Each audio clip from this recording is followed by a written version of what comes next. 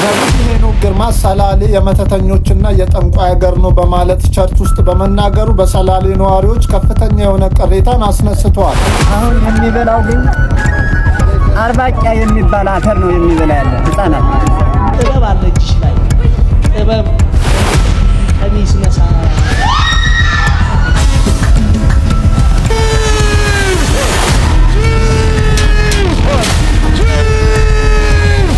ሰላም ጤና ይስጥልን ውድ የሚዲያችን ቤተሰቦች እንዴት ናችሁ? እንዴት ከረማችሁ? ዛሬም ወቅታዊና አስተማሪ የሆኑ ቪዲዮዎችን ይዘላችሁ መጥተናል። በዛሬ ቪዲዮ ነብይ ሄኖክ ግርማ ሊታሰር ነው። በምን ጉዳይ ነው የሚታሰረው? እሱን ቪዲዮ የምናስመለክታችሁ ይሆናል። እንዲሁም በማርያም ስም የሚምለው ሼህ አስገርሞናል። በዛሬ ቪዲዮ የምንመለከተው ይሆናል። ታህሳስ 22 ነጋዴዎች በሙሉ ተጠርታችኋል። በምን ጉዳይ ነው የተጠራችሁ? አሰሩ ማንም እንዳይቀር እያለ ነው የምናስመለክታችሁ ይሆናል። ጣሪያ ላይ ተሰቅሎ አልወርድ ያለውን ፓስተር እጅግ በጣም መነጋገሪያ ሆኗል። የሱንም ቪዲዮ እናስመለክታችኋለን።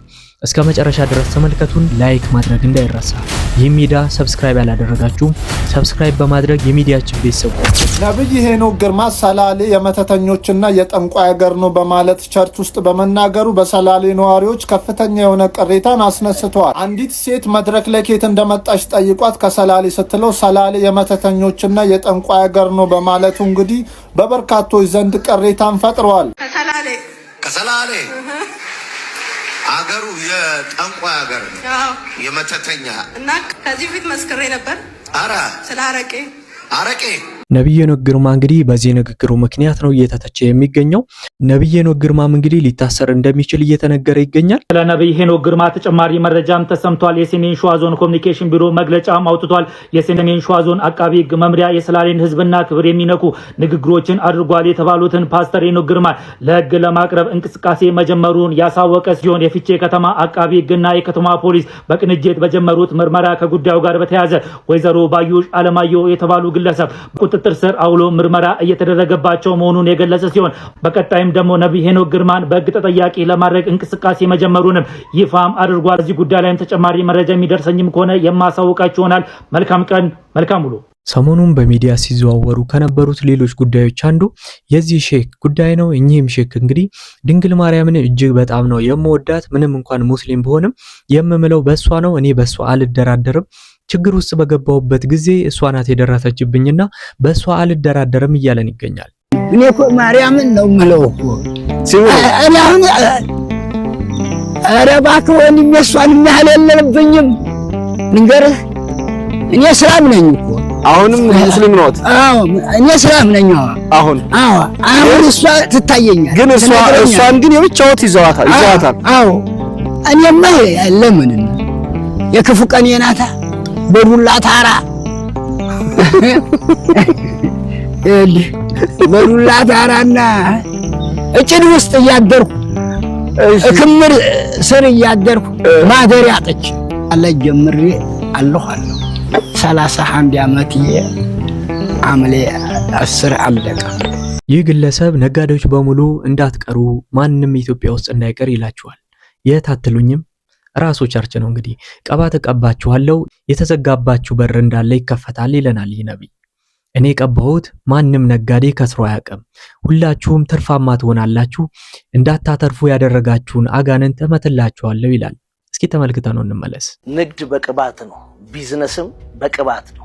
እንግዲያውስ እግዚአብሔር ነጋዴዎችን ጥራት ታህሳስ 22 ባለይ መሰረት ሁላችሁንም ነጋዴዎችን ወደ እግዚአብሔር ቅባት ወደ እግዚአብሔር ኃይል ተፈቱ ዘንድ ጠራችኋለሁ። ጥበብ አለ እጅሽ ላይ ጥበብ እንደዚህ ቀሚስ ነሳ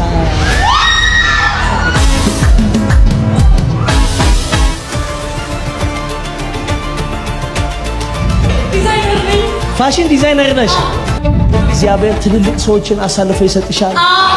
በጣም በሚገራርም ቢዝነስ በምድሪቷ ላይ የምድሪቷ ተራራ ላይ እንድትቆሙ ላይት የሚል ጽሑፍ የኔ ድርጅት ነው። ራዲያቶስ ሾማለ ኤክላሃዶኖሞሲያታ ፕራሲካቶ ፕሮሰመጣለ ኤላሃዶኖሞሲያታ ይህንን ስልጣን መከልከል አይችልም። ጀላቶ ሹመትህ ከሰው ሳይሆን ከላይ ነው። ሹመትህ በሰው ሀሳብ ሳይሆን በእግዚአብሔር ሀሳብ ነው። ቅባት ማለት ምን ማለት ነው? ቅባት ማለት እግዚአብሔር አብሮነት ነው። እንግዲያውስ እግዚአብሔር ድምጽ ሰጥቶናል። ኢትዮጵያ ላይ ያሉ ነጋዴዎችን ሁሉ ወደ ትንሣኤ ቤት ይጠራል። ታኅሳስ 22 ሮብ ቀን በጣም ጥቂት ቀናቶች ነው የቀሩን። እግዚአብሔር በእነዚህ ቀናቶች ላይ የተለያዩ አይነት ቢዝነስ ውስጥ በተለያዩ አይነት ስራ ውስጥ ያሉ ሰዎችን ሊቀባ በቅባት ሊያስነሳ ነው። ይህ ታኅሳስ 22 ሮብ ከጠዋቱ 3 ሰዓት ጀምሮ የምናደርገው የነጋዴዎች የጸሎት ፕሮግራም ትንቢታዊ አዋጃችን እንዲህ ይላል። በእግዚአብሔር ቅባት ነጋዴዎችን ማስነሳት። ታኅሳስ 22 በእግዚአብሔር ቅባት የከሰሩ ነጋዴዎች ይነሳሉ። ታኅሳስ 22 ነገር የተቆላለፈባቸው ብዙ መንገድ የተዘጋባቸው ነጋዴዎች ይነሳሉ። የእግዚአብሔር ቅባት ያስነሳል። የእግዚአብሔር ቅባት ፍሬያማ ያደርጋል። በጣም በምድራችን ላይ ብዙ ክርስቲያኖች ቢዝነሳቸው በረከታቸው አቢዩዝ የተደረገው የተመታው የመጀመሪያው በእባቡ ነው። ነጋዴዎችን ከዚህ መንፈስ ነፃ የማውጣት ኮንፈረንስ ታኅሳስ 22 ከጠዋቱ 3 ሰዓት ጀምሮ ሮብ ቀን በጉርድ ሾላ አዲስ አበባ ተዘጋጅቷል። በጉባኤያችን ውስጥ የሚገኙ በየትኛውም አይነት ቢዝነስ ውስጥ ያሉ፣ በኮንስትራክሽን ቢዝነስ ያሉ፣ ኢምፖርት ኤክስፖርት ውስጥ ያሉ፣ እየተጨነቁ ያሉ፣ በእርሻ ቢዝነስ ውስጥ፣ በማዕድን ቢዝነስ ውስጥ ያሉ፣ በትልቅ በትንሽ ቢዝነሶች ውስጥ ያሉ ሰዎችን ሁሉ ወደ ትንሣኤ ወንጌል እጋብዛለሁ። እንደሰማችሁት ነው። አደራችሁን እንግዲህ የህይወቴን በር ያስተካክላል ብላችሁ ንግዴ ይሳካል ብላችሁ ከዚህ ሰውዬ ቅባት ገዝታችሁ ብራችሁን እንዳትከትሩ። ይህ ሰው የራሱን ንግድ ብቻ ነው እያካሄደ የሚገኘው። ቅባቱን እየቸበቸበ ነጋዴዎቹን ጠርቶ ከነሱ ብሩን መሰብሰብ። እናም ያገሬ ሰው እንደነዚህ አይነት ፓስተሮችን ነብዮችን በጭራሽ እንዳታምኑ። እነሱ ራሳቸው የራሳቸውን ቢዝነስ እያስተካከሉ እንጂ የእናንተን ቢዝነስ ሊያቃኑ አይደለም። ማንም ስኬታማ ለመሆን ቢፈልግ በራሱ ይፍጨርጨር እንጂ እንዲው ቅባት ስለተቀባ የንግድ መስመሩ ይስተካከልለታል፣ ህይወቱ ይበርለታል ማለት አይደለም። ፈጣሪን ይዘህ በራስህ ተጓዝ። ይህ ደግሞ የጦታ ዝርያ ያለበት እንዴ የሚያስብል ነው። በእውነት ከሰው የሚጠበቅ አይደለም።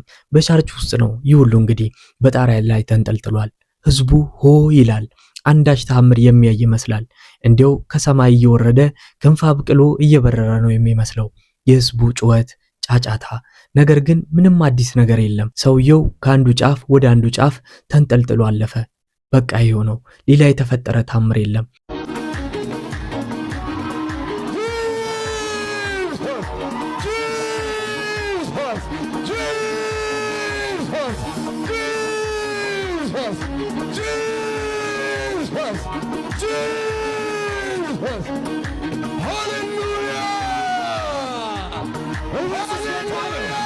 ሰሞኑን መነጋገሪያ የሆነው ሌላ ቪዲዮ የቲክቶከሮቹ ጉዳይ ነው። እነዚህ ቲክቶከሮች እንግዲህ ለአንድ ቤተክርስቲያን ገቢ እናሰባስባለን ብለው ለራሳቸው ሲያጭበረበሩ እንደነበረ በግልጽ ወጥቷል። እጅግ በጣም የሚያስገርመው ለአንድ ላይቭ እስከ 100,000 ብር እንደሚጠይቁ ነው የተነገረው። ከዚህ ጋርም ተያይዞ እንግዲህ ቤተክርስቲያኗ መግለጫ ወጥታለች። አባቶችም በእኛ ስም አትነግዱ፣ እንደዚህ አይነት ነገር እኛ አንፈልግም እያሉ ይገኛሉ። ለርክበት ለ3 ቀንም ለ5 ቀን 100,000 ከሰጡ አሪፍ ዝግ ነው። እኔ አሁን ከጠየቀኝ አሁን 5 ቀን ቆይተ 100,000 የሚከፍል የለም። ትናንት እኔ እናንተ ጌም ተጫወትን። ትናንት ብቻ ያው ገና ያልሆነ ጌም አሁን ትናንትና በአንድ ሰዓት ውስጥ 10,000 ብር ነው ያገኘሁት። ትናንትና በአንድ ሰዓት ውስጥ የቱ ነው የሚጎዳኝ? ንገረኝ። ኖ እኔ እያልኩ ያለው ምን መሰለህ፣ አሁን ቤተክርስቲያን ስትሄድ ራሷ አበል የምታደርግልህ ትልልቅ ብሮች ካሉ ናው ሌሎቹም ቢያደርጉ ደስ ይላቸዋል፣ ቅር አይላቸው። የሚወዱትን ቤተክርስቲያን ተናግረው አስተዋውቀው አሰርተው ጥሩ ብር የሚከፈላቸው ከሆነ ዋና ሌሎችም ያደርጋሉ። እኔ በሎዛ ኢቨንት ሰው ፈርሜያለሁ፣ ቪዲዮ ለቅቄያለሁ። እኔ እኮ ሰው ቪዲዮ እኮ ለቅቄያለሁ። አቡነ አብርሃምም እኔ በፐርሰንት የሚሰበሰብ እንደዚህ አይነት ነገር አልፈልግም፣ እንደነዚህ አይነት ሰዎችን እኔ አልቀበልም እያሉ ጥብቅ የሆነ ማሳሰቢያ ሰጥተዋል። አሁን ገበያው ቤተክርስቲያኒቱ ላይ እየደራ ነው፣ ከፍም እያለ ነው። እንደውም ፐርሰንት አለበት። እነ ሊቀ ሊቃውንትን እዚህ የጠየቅኩኝ ዛሬ እየጠራን ነው እንደዚህ ሲሉኝ ፐርሰንት በሚለው ህጋችሁ ነው ወይስ የዕለት ምግብ ማደሪያ በመክፈል? ይሄ ነው ጥያቄ። የዕለት ምግብ ቤት ለእንግዳ ተብሎ ይመገባል፣ ትራንስፖርት ይከፈላል። እንዲያም ሲል እንደው ለኪስም መባል ይኖርበታል። ግድ የለም ግን በፐርሰንት 40%፣ 50%፣ 60% የሚል በጆሮዬ ሽው የሚል ነገር አለና እንደዚያ ከሆነ እንዳትሞክሩት።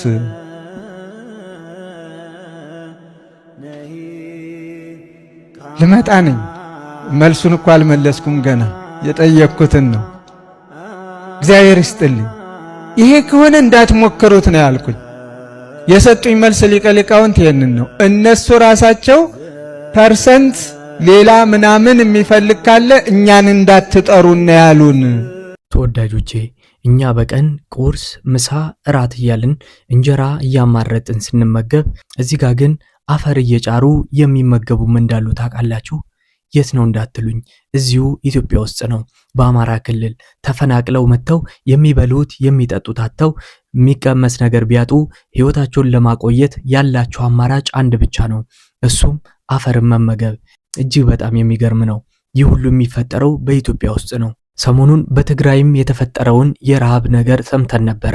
እሱን ሰምተን ሳንጨርስ በአማራ ክልልም ውስጥ በችግር ውስጥ ያሉ እጅግ በጣም ብዙ ሰዎች እንዳሉ ሰማን። አሁን የሚበላው ግን አርባጫ የሚባል አፈር ነው የሚበላ ያለ ህፃናት አፈር ይበላል። አፈር እየበሉ ግን ወደዚህ ጉዞ ላይ ሲመለከቱ ስንትን ህፃናቶች በየመንገዱ ሞተው ቀርተዋል። በበተል ቀበሌ ጠለምት ወረዳ። እናቴ ኑሮ እንዴት ነው? ኑሮ አለ ረምቦጣው የወደናት ወዲ ብትበት ይላል። እግዚአብሔር አለ እኮ እሺ። እናት እንዳለቅሱ በማረኝ እሺ። ምንድን ነው ያለው ነገር እስኪ ንገሩኝ። ለበለው ያጣው ምን ለምን ያፈረው ላይ አፈረው አግንቶ ማጣት ያሳፈራል። እና እስኪሌን ድረስ ኑሮ እንዴት ነው? ማን ወሰደኝ እዚህ በራብ የተቆለው ራብ ጠማኝ። ኑሮ እንዴት ነው? የመሻን የነጋ በደናቅን የተሰራች ጭናት ወጥት እኚህ የምትመለከቷቸው ወገኖቻችን አርሶ አደር ናቸው፣ ገበሬ ናቸው። ትላንት ከራሳቸው አልፈው እኛን እንዳላጠገቡ ዛሬ እንደምታዩት በረሃብ አለንጋ እየተገረፉ ነው። ስለዚህ ይህንን ቪዲዮ የምትመለከቱ እባካችሁን እንደምታውቁት ረሃብ ጊዜ አይሰጥም። በአፋጣኝ ለነዚህ ወገኖቻችን ልንደርስላቸው ይገባል ብዬ አስባለሁ። ለነዚህ እናቶች እንባ ስቃይ ስትሉ ይህንን ቪዲዮ ላይክ፣ ሪፖስት፣ ሼር ያደረጋችሁ አድርሱልኝ። አመሰግናለሁ። እውነት ነው፣ ረሃብ ጊዜ አይሰጥምና ሁላችንም ያቅማችንን እናድርግላቸው። ገንዘብ ባይኖረን እንኳን አቅም ላለው ሰውና መርዳት ለሚችል ሰው ሼር እናድርግ። ቪዲዮውን ላይክ በማድረግ ቪዲዮ አቅም እንዲኖረውና ብዙ ሰዎች ጋር እንዲዳረስ ሁላችንም ያቅማችንን እናድርግ። ሄሎ ቅዳሴ ላይ ነኝ። የረተው አንዳንዶቻችሁ ቤተክርስቲያን መጣችሁ ሲጋራ ሲያጨስ ያያችሁትን፣ ሲሰክር ያያችሁት፣ ሲያመነዝር ያያችሁት ድንገት እንደው አንድ ቀን ቤተክርስቲያን ብሎ ሲሳል ወይ ጉድ ወይ መሰንበት እንትናም ደግሞ መጣ ትላለች። እናቶች እንዲህ ምን ጨነቀ አንተ? ማን ወጣ ማን ገባ ልትል መጣሃል? ማንን ፈልጋችሁ ነው የመጣችሁት? ክርስቶስን ፈልገን። ሰው የፈለገውን ያርግ። አንዳንዱ ስግደት ይሳሳታል፣ አንዳንዱ ማማተብ ይሳሳታል፣ አንዳንዱ ይወጣል ይገባል፣ አንዳንዱ በቅዳሴ ጊዜ ይቀመጣል፣ አንዳንዱ ያቋርጣል፣ አንዳንዱ ያወራል። ዝም ብለህ አንተ እነዚያ ምንም ይበሉ ዞር አትበሉ። ክርስቶስን ፈለጋ የመጣች ነፍስ ክርስቶስን ብቻ እያሰበች ትቆማለች። ካህናቱም ቢሆን ዲያቆናቱም ቢሆን ቄሶቹም ቢሆኑ መርጌቶቹም ቢሆኑ ክርስቶስን ፍለጋ ነው የመጡት። እንዲህ አይባልም። ራሱ ዞር አይባልም። ቤተ ክርስቲያኑ ክርስቶስን ፍለጋ ነው። ወሬ አይወራም። ስልካችሁንም ዘግታችሁት ነው። ሄሎ ቅዳሴ ላይ ነኝ። የረተው እንዲህ ያለ ቅዳሴ አለ እንዴ? ቅዳሴ ላይ ነኝ። ጥጋባችሁ እኮ አሁን እንዲያው እስኪ ፍርድ ቤት ቆማችሁ አያርግባችሁ፣ ግን መድኃኒዓለም ከክስ አያድርሳችሁ። እንዲያው ፍርድ ቤት ግን ቆማችሁ እያናገራችሁ ስልካችሁን አውጣችሁ ሄሎ ጓደኛዬ ፍርድ ቤት ላይ ነኝ ትላለህ። በፖሊስ ጆሮህን ብሎ እንደሚያሳስር ስለምታውቅ እዚያማ እውነት ነው ክቡር ፍርድ ቤት፣ እውነት ነው ክቡር ፍርድ ቤት፣ እውነት ነው ክቡር ፍርድ ቤት ነው የምትል እዚያማ ማለት ነው። እዚያ እንደዚህ ነው። እኛ እዚህ ግን ክርስቶስ ሲፈርድ ስለማናየው በክርስቶስ ዳኝነት ፊት ቆመን እዚህ እንቀልዳለን። ክርስቶስ እኮ እዚህ አለ ዘመዶች፣ ሩቅ እንዳይመስላችሁ። የሆነ አባታችን ሆይ በሰማይ የምትኖር ስምህ ይቀደስ ስንለው ጊዜ እዚያ ላይ ቆሞ እኛን እንደዚህ ዘቅዘቅ አድርጎ አይ እነዚህ ልጆች እያለ የሚያየን መሰላችሁ? እዚህ እኮ ነው ያለው መድኃኒዓለም፣ እኛ ጋር ነው ያለው። እውነቴን ነው የምነግራችሁ። እሱ ቸር ቅርብ ያደፉ ሰዎች ሁሉ ሄደው ሲታጠቡበት የማይደፈርስ ውሃ ክርስቶስ እኮ ነው። የተራቡ ነፍሳት ሁሉም በልተውት የሚጠግቡት ክርስቶስ እኮ ነው። ለደካሙት ላንካሶች ሂዶ ምርኩዝ የሚሆናቸው ክርስቶስ እኮ ነው።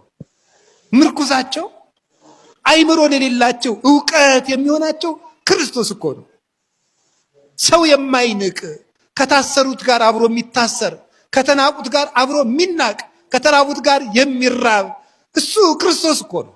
በእውነት ለአባታችን ቃሎትን ያሰማልን፣ የአገልግሎትን ዕድሜያቸውንም በቤተ ክርስቲያን ውስጥ ያርዝምልን። ለዛሬ የነበረን ቪዲዮ ይህን ይመስል ነበረ።